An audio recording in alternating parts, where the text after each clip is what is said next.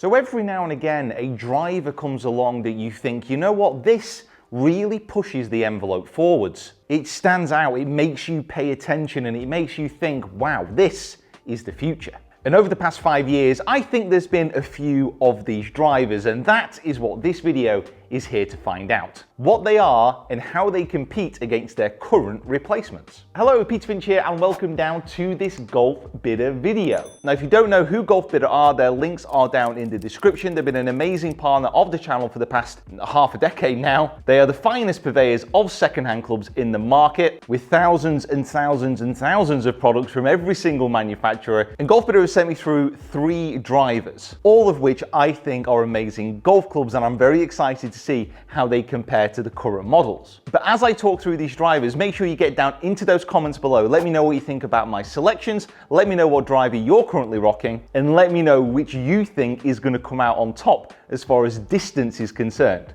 And you're not allowed to cheat, so don't skip to the end of the video. Make the comments once I've revealed what these drivers are. So my selections are based on technology, how innovative it was, innovative, yeah, that's right, and how they actually push the conversation forwards, as well as also having really good performance, obviously. And I can test these older drivers against their current counterparts in a very fair way, because all use the same shaft sleeve. So I can use the same shaft, I can use the same loft against what's out at the moment. It should be class. So what are these drivers? So the first driver we are going to be hitting and testing out today is the TaylorMade M1. Now, the reason I've selected this driver, well, there are many reasons, but let me go back to the story of this. So this was brought out in 2017, which makes it 4 years old. And it was actually preceded by another driver called the M1, and in the same family, the M2. Why they didn't change the name, I don't know. Now, when I hit the original M1 and the original M2, I thought, you know what? This is a fantastic driver.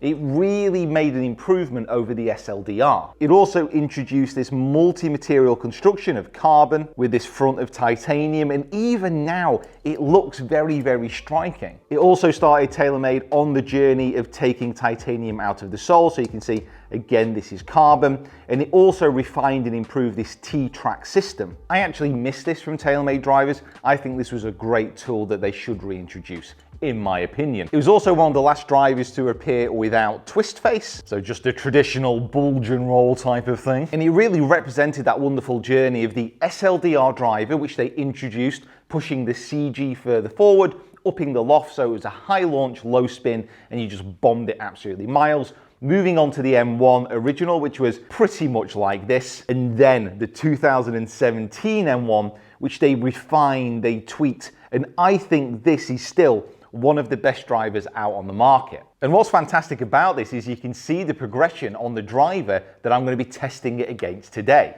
And that is the Sim 2, as a pigeon lands on the roof. Go away. So on the bottom of the club, you can see how TaylorMade have really moved away from that T-track system. They've introduced this shape in motion fin at the back to aid, it's okay, landed softly, to aid the aerodynamics. But you can see on the top of the clubs how it's slowly morphed from the M1, this carbon crown, to now a fully carbon crown with just a smidge of titanium on the front, and then this forged aluminium or aluminum ring around the top. It also has the twist face. So these are the first 2 drivers which are going to be facing off. Second up, we have the Great Big Bertha Epic. Tried to make my voice as epic as possible.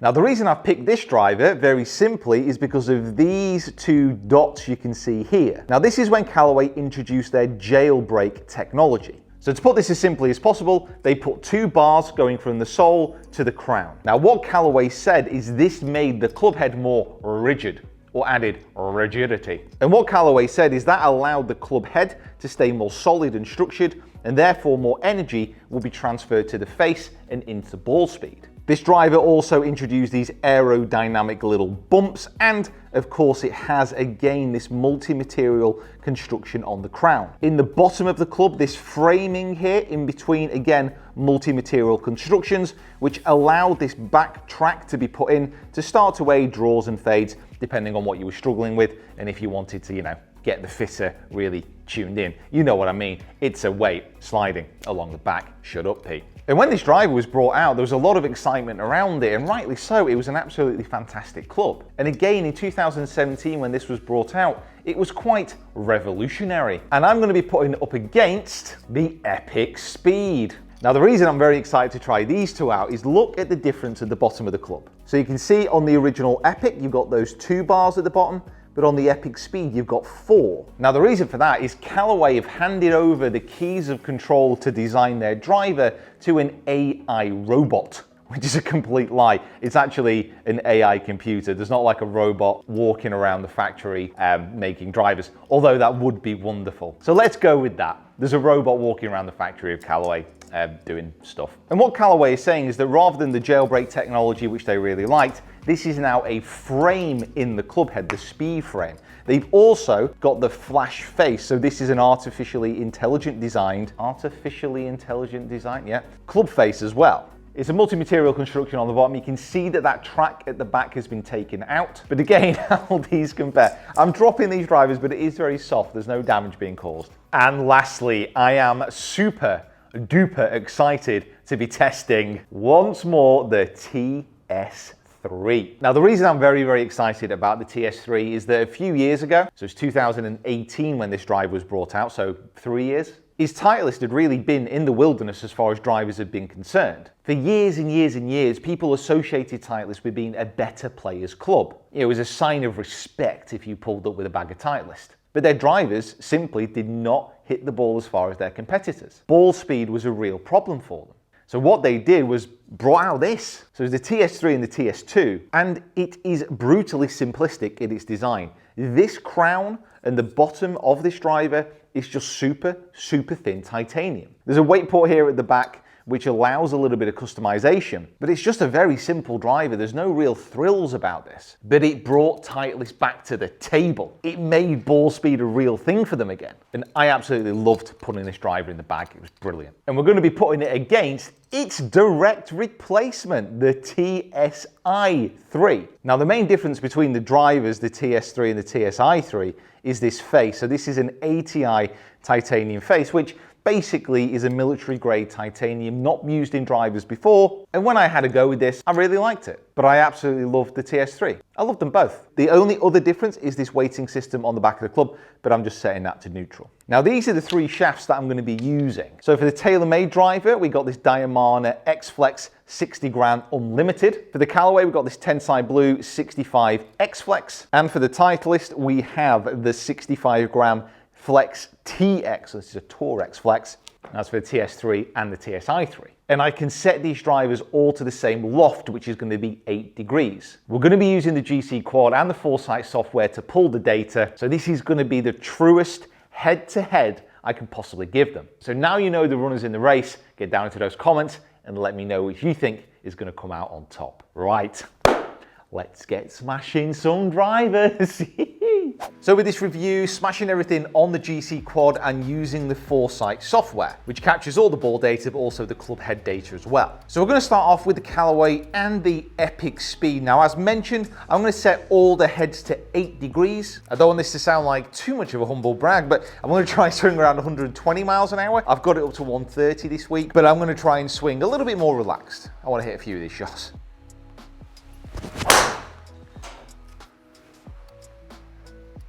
Well, a little bit toey, but fly-wise, very nice. 118 miles an hour.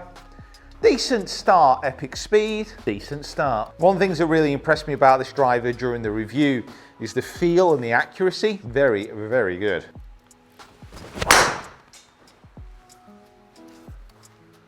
Oh, look at that one go.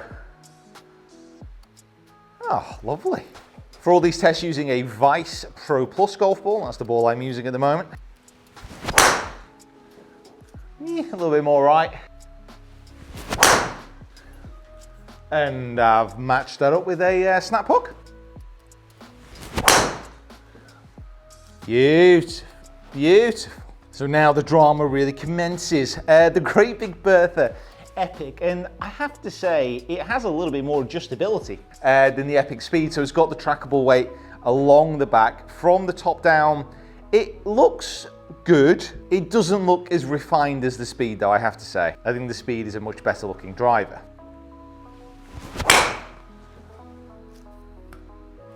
Yeah, 119, so very similar speed there. It looks as maybe had a bit more spin on that.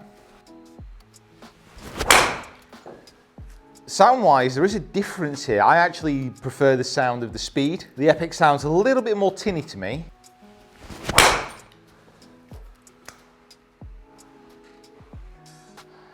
Although, I have just hit a draw with it, so I take it all back. This is the greatest driver in the world. Woo! I get the feel of this one a little bit more. Very, very consistent in its flight. Ooh, I felt like I swung that. Oh no, that's all right, 119. Felt like I went at that a little bit harder, but no, pretty decent. Controlled the backspin as well, 2.5. So managed to control my swing pretty well there. Everything hovering around the 120 miles an hour, and I managed to keep the strike fairly decent for me. Let's have a look at this comparison. Now, you can see here it says Epic Max, it is Epic Speed. I just picked the wrong driver off the list. Please forgive me, and Jacob, make amends. And the first thing to say is, wow, this is a surprise. So ball speed was quicker with the Great Big Bertha Epic. Carry distance with the Great Big Bertha Epic up at 294 with a total distance of 314. You can see that the Epic Speed carried 292, so slightly shorter, but actually total distance was more. And that's because I was controlling the backspin better with the Epic Speed. Show you the club data here so you can see my strike efficiency actually a little bit better with the Epic. Club head speed exceptionally comparable, so 118.5 to 118.3. And these are averages over the shots that I hit. So with this first part of the test, you can see there's really not much difference at all. So that is surprising. Okay, back to Whitting. On to the Sim 2. Huge fan of how the Sim drivers look. I still like the look of the M1, but I think these are more refined. These are a better looking driver. Shaft in these is a Diamana 60 Grand Unlimited X Stiff. And I already know through testing that this is a bit of a beast. It's a completely different noise. I mean, that was out the top of the club. It's gone a bit right, but out of these comparisons, I maybe fear for the M1 the most because I just know how long that the Sim drivers actually are, just because of the spin, or lack of.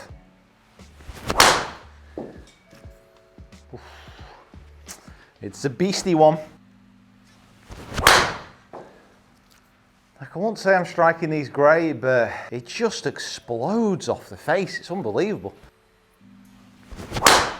Oh. 120 club head speed, bang on where I want it to. That felt great as well. 300 carry, not a problem.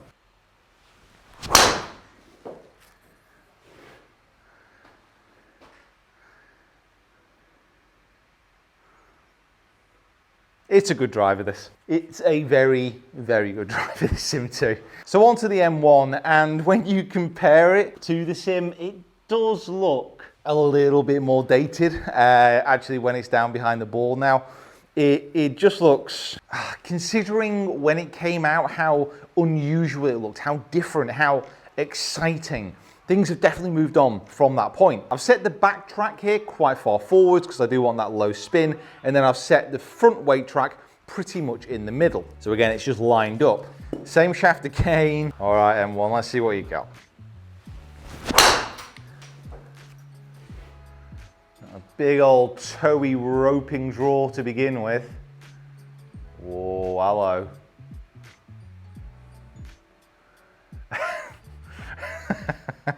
Never fear, the M1 is here. Brilliant, absolutely brilliant.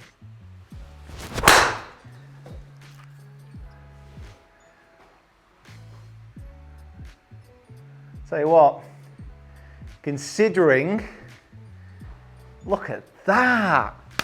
Wow.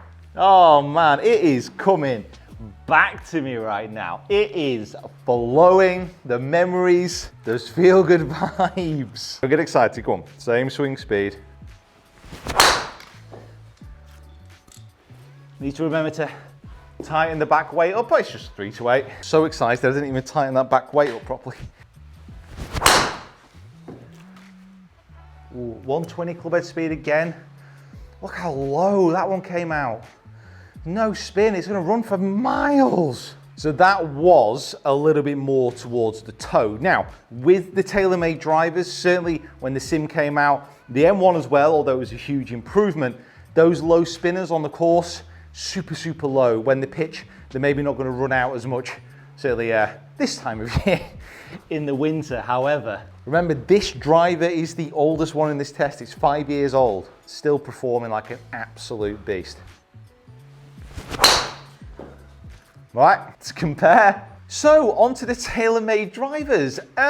Well. So you can see as far as distance goes, the M1 driver beat the Sim 2. Although with this data, we do need to delve slightly deeper. So you can see here, carry distance 300 for the Sim versus 301 for the M1, 321 versus 329. So on the face of it, you'd say, well, actually the M1 driver is 9 yards longer overall. However, if you have a look at the backspin column here, so 2427 with the Sim 2 versus 1626 with the M1. Now, if we have a look at how I was striking the ball, you can see here that my average strike with the M1 driver was a little bit higher and a little bit off the toe. So out of that spot, it still launches pretty good, but the spin is just completely taken off. So you can see, even though my strike efficiency is down at 1.41, and again, my club head speed is pretty comparable there, it was launching pretty well and then just bounding when it hit the turf. However, again, between these two clubs, there's really not a massive amount of difference, apart from the ball speed being quicker with the Sim 2.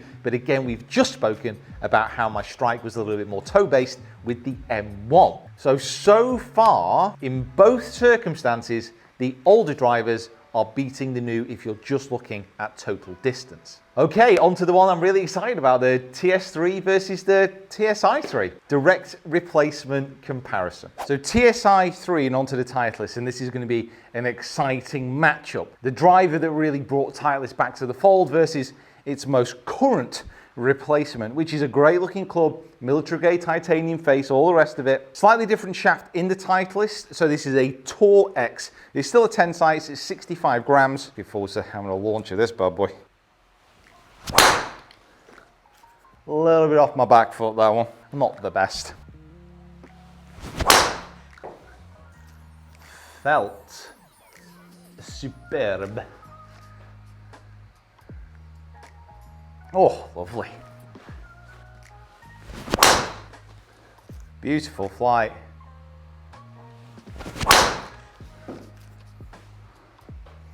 It sounds so good, this driver, I have to say. Sounds so strong when you hit it. I ain't performing too bad either. Really, really like this driver. Big fan of that. And last, but definitely not least, is the TS3. So as mentioned, the TS3 really, for me, was probably the driver that got me the most excited out of everything, because it was that return of the great Titleist driver. It's definitely not as good looking as the TSI3. It's definitely not as good looking as that, but it is still that classic, lovely, modern shape. Modern classical shape. A reimagined classic. There we go. Oh, low left by.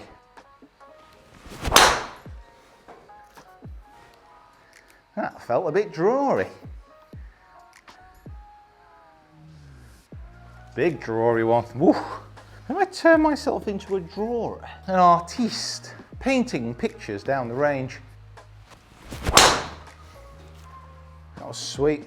A little bit off the bottom of the club, it climbed in spin a bit. Still a great drive though. So TSI3 versus TS3, and wow, could you get any closer than this? Ball speeds pretty much identical, spin rates pretty much identical. TS3 launching slightly higher. Carry distance 306 versus 305.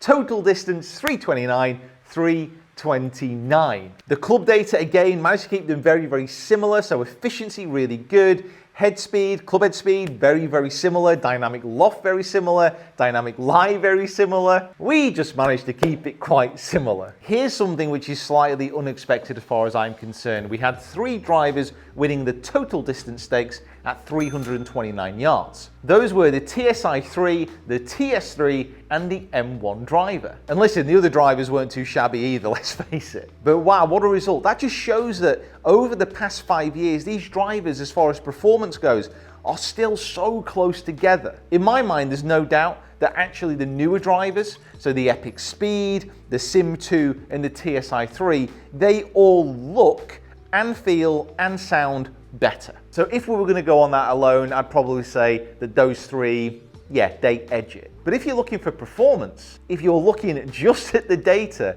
they are still so similar. So guys, get down into those comments below. Let me know what you think. Did you pick the right driver as far as, you know, winning? Well, technically we had 3 tied. I suppose we could do it on carry distance, and that was TS3. Well done everyone who picked TS3. Just want to say a huge thank you to Golf Bidder for helping get this video organised and for being such a great partner to the channel. As mentioned, get down into the description below if you want to check them out. A huge thank you to everyone for watching. Big thank you to the drivers as well for being such good sports. They didn't mind being hit at all. And we'll see you down here next time. I just had such a great time hitting them drivers, to be honest. All great clubs. Right, guys, we'll see you soon.